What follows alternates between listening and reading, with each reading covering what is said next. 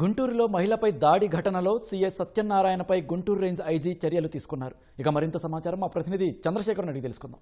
చంద్రశేఖర్, చెప్పండి, ఇక సీఎస్ సత్యనారాయణపై చర్యలకు సంబంధించిన తాజా సమాచారం ఏంటి?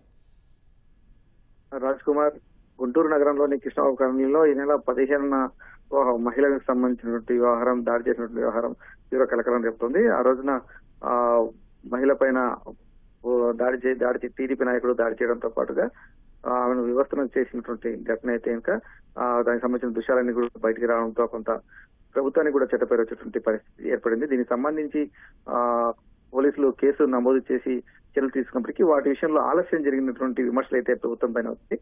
దీనిపైన ముఖ్యమంత్రి చంద్రబాబు నాయుడు కూడా ఇవాళ ఉదయం జిల్లా పోలీసు అధికారులతో వీరితో కూడా మాట్లాడారు. వెంటనే ఎవరైతే నిర్లక్ష్యంగా వ్యవహరించారో వారిపైన పోలీసుల పైన కూడా చర్యలు తీసుకోవాలని చెప్పేసి ఆదేశించారు. ఈ మేరకు Guntur range IG Sarvashreshth Tripathi Nagarampalem CI Satyanarayana పైన విఆర్ కి పంపించాలని చెప్పేసి ఆదేశాలు జారీ చేశారు. వాస్తవంగా ఆ ఘటన జరిగిన వెంటనే వాళ్ళు బాధితులు పోలీస్ స్టేషన్ కి వెళ్లి ఫిర్యాదు చేశారు. అలాగే ఎమ్మెల్యే గల్లా మాధవి వద్ద కూడా వెళ్లి ఫిర్యాదు చేశారు. మాధవి వెంటనే సీఏతో నగరపాలెం సీఏతో మాట్లాడి దీనిపైన ఉపేక్ష లేకుండా కేసు నమోదు చేయాలని చెప్పేసి కూడా ఆమె కూడా సూచించారు. అయినప్పటికీ ఆ కేసు నమోదు విషయంలో దాదాపు మరుసటి రోజు వరకు కూడా ఆగడం పైన విమర్శలు వచ్చాయి. అలాగే నిందితుల అరెస్ట్ విషయంలో కూడా పోలీసులు కొంత ఉదాసీనంగా వ్యవహరించారు. మొత్తం 9 మందిని నిన్న సాయంత్రానికి అరెస్ట్ చేశారు. అయితే ఘటన జరిగిన వెంటనే దానికి సంబంధించినటువంటి ఆధారాలు స్పష్టంగా ఉన్నప్పటికీ కూడా పోలీసులు ఎందుకు వెంటనే స్పందించలేదు, నిందితులను ఎందుకు అరెస్ట్ చేయలేదు అని చెప్పేసి విమర్శలు అయితే వస్తున్నాయి. దీనిలో భాగంగానే ఆ సిఐ సత్యనారాయణ అత్యంత నిర్లక్ష్యంగా వ్యవహరించారు ఈ కేసు విషయంలో అనేటువంటి అభిప్రాయం అయితే జిల్లా పోలీసు అధికారులు కూడా వ్యక్తం చేశారు.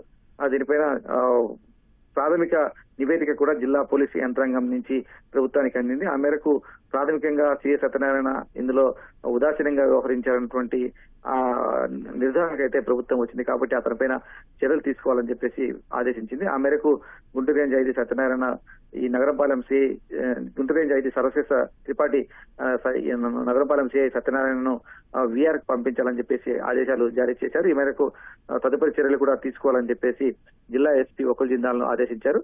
అలాగే ఈ ఘటనకు సంబంధించి మళ్ళా సమగ్రంగా విచారణ కూడా జరపాలని చెప్పేసి ఐజీ ఆదేశించారు.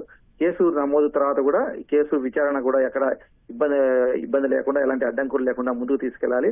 ఎవరైతే ఆ దాడికి పాల్పడ్డా వారందరి పైన కూడా చట్టపరంగా చర్యలు తీసుకునే విధంగా కూడా ఆ నగరపాలెం పోలీసులు చర్యలు తీసుకోవాలని చెప్పేసి కూడా ఆదేశించారు. ఆ దిశగా కూడా జిల్లా ఎస్పీ నేరుగా ఈ కేసును ఇప్పుడు మానిటర్ చేస్తూ ఉన్నారు. ఎందుకంటే సిఐ స్థాయిలో జరిగినటువంటి ఆ పొరపాటు కారణంగా ఇప్పుడు కొంత ప్రభుత్వానికి కూడా చెడ్డపరిచినటువంటి పరిస్థితి ఏర్పడింది. కాబట్టి నేరుగా జిల్లా ఎస్పీ కేసుకు సంబంధించి మానిటర్ చేస్తున్నారు.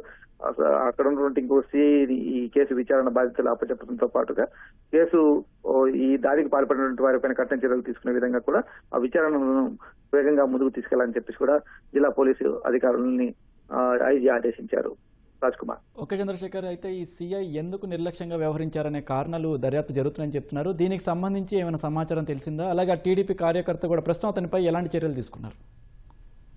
రాజ్ కుమార్, టీడీపీ అతను అధికార పార్టీకి సంబంధించిన నాయకుడు కావడంతో పోలీసులు కొంత ఈ విషయంలో ఉదాసీనంగా ఉన్నారనేటువంటి అభిప్రాయం అయితే వ్యక్తమవుతుంది. అయితే ఎమ్మెల్యే గల్లా మాధవిని కూడా ఎవరైతే దాడికి పాల్పడ్డారో వారు కూడా వెళ్లి కలిసినప్పుడే ఆమె స్పష్టంగా వారికి చెప్పారు, మీ అవతల ఆ మహిళ చేసినటువంటి పని ఎత్తున్నప్పటికీ కూడా మీరు అలా దాడి చేయడం అయితే తప్పు. కాబట్టి చట్టపరంగా దాన్ని మీరు ఎదుర్కోవాల్సి ఉంటుంది. దానికి తగ్గట్టుగా మీరు కేసుకు అయితే సిద్ధపడాల్సి ఉంటుందని చెప్పేసి స్పష్టం చేసి వారిని అక్కడి నుంచి పంపించి వేశారు. అనంతరం నగరపాలెం సిఐతో కూడా ఆమె మాట్లాడి దీనిపైన చర్యలు తీసుకోవాల్సింది, అధికార పార్టీ వారని చెప్పేసి మీరు మౌనంగా ఉండాల్సిన పని లేదనేటువంటి అంశం పైన కూడా ఎమ్మెల్యే స్పష్టంగా చెప్పినప్పటికీ కూడా పోలీసులు ఎందుకు అధికార పార్టీ నాయకుడిని భయంతో కావచ్చు, లేకపోతే ఇంకా వేరే కారణాలు ఏమో తెలియదు కానీ కొంత కేసు నమోదు అలాగే నిందితుల అరెస్ట్ విషయంలో అయితే కొంత ఉదాసీనంగా ఉన్నారు. నిన్నటి వరకు కూడా వారిని అదుపులోకి తీసుకోలేదు. కాబట్టి ఇప్పుడు ప్రభుత్వం మీద కూడా విమర్శలు వచ్చినటువంటి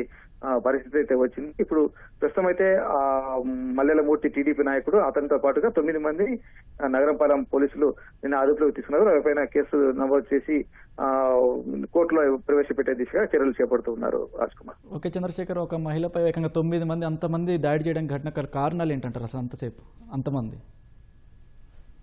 వాస్తవంగా పద్మ అనేటువంటి మహిళ తమ ఇంటి ముందు వాళ్ళకి ఒక కొలాయి కనెక్షన్ ఉంది. అయితే ఆ కొలాయి కనెక్షన్ నుంచి నేరుగా నీళ్లు పట్టుకోవాల్సి ఉంటుంది. కానీ ఆ కొలాయికి మున్సిపల్ కొలాయి, అది మున్సిపాలిటీకి సంబంధించిన కొలాయి కాబట్టి దానికి మోటార్ ఏర్పాటు చేసి వాళ్ళ ఇంట్లోకి నీళ్లు తీసుకుంటున్నారు. అలా మోటారు ఏర్పాటు చేయడం తప్పని చెప్పేసి స్థానిక టీడీపీ నాయకుడు ఆ మహిళతో వాదించారు. అయినప్పటికీ కూడా వాళ్ళు వినకుండా ఆ మోటార్ ద్వారా నీళ్లు పట్టుకుంటున్నారు. దీనివల్ల ఏంటంటే నీటి సరఫరా కొంత తగ్గినప్పుడు చుట్టుపక్కల వారికి నీళ్లు వచ్చేటువంటి అవకాశం లేదు. మిగిలిన వారికి మామూలుగా నీళ్లు వెళ్తూ ఉంటాయి కాబట్టి ఆ నీళ్లు వారికి అందేటువంటి అవకాశం తగ్గిపోతుంది. వీళ్ళు ఇలా మోటార్ పెట్టుకొని లాక్కోవడం వల్ల ఎక్కువ నీరు వారు తీసుకున్నటువంటి అవకాశం ఉంటుంది. దీన్ని తప్పుపడుతూ ఆ స్థానిక టీడీపీ నాయకుడు, ఎందుకంటే ఆయన అక్కడే అదే డివిజన్ లో ఉంటారు కాబట్టి ఆ పద్మ అనేటువంటి మహిళను ఆయన హెచ్చరించారు. అయినప్పటికీ వాళ్ళు వినలేదు. దీంతో గొడవ మొదలైంది. ఆ గొడవ చిలికి మొదలై ఈ స్థాయికి దారి తీసింది. ఓకే చంద్రశేఖర్, ధన్యవాదాలు.